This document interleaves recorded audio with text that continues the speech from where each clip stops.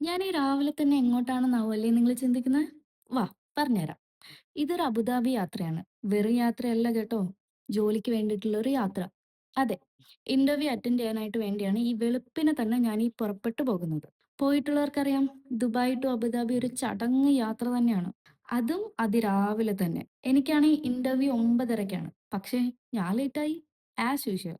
So ഞാനൊരു sharing taxi പിടിച്ചു. Per person 53 ദിറംസാണ് ആൾ ചോദിക്കുന്നത്. വേറെ വഴിയൊന്നും ഇല്ലാത്തതുകൊണ്ട് എന്തേലും ആവട്ടെ ടൈമിന് എത്തിയാൽ മതിയെന്ന് വിചാരിച്ച് ഞാൻ അതിൽ കയറി കേട്ടോ.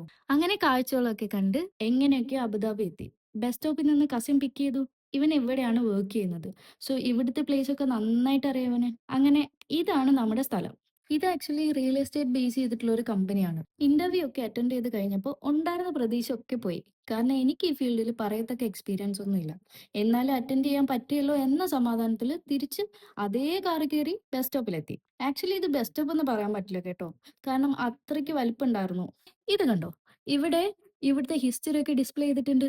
പിന്നെ അതൊക്കെ കുറേ നേരം വായിച്ചു നിന്ന് അത് കഴിഞ്ഞ് പുറത്തേക്ക് ഇറങ്ങിയപ്പോൾ അതൊരു വലിയ നീണ്ട ക്യൂ. എല്ലാവർക്കും ഞാൻ പോകേണ്ട അതേ സ്ഥലത്തേക്കാ പോണ്ടേ. അത് കണ്ടപ്പോൾ എൻ്റെ എക്സൈറ്റ്മെന്റ് ഒക്കെ പോയി. അങ്ങനെ കുറേ നേരം വെയിറ്റ് ചെയ്ത് അവസാനം എങ്ങനെയൊക്കെയോ ബസ് വലിഞ്ഞു പിടിച്ച് കയറി.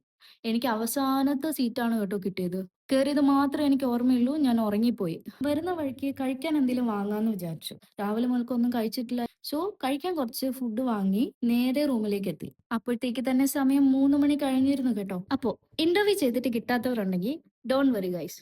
നമുക്ക് വേണ്ടിയിട്ട് എവിടെ ഒരു അവസരം കാത്തിരിപ്പുണ്ട്. അപ്പൊ അത്രേ ഉള്ളൂ. അടുത്ത വീഡിയോ കാണാം.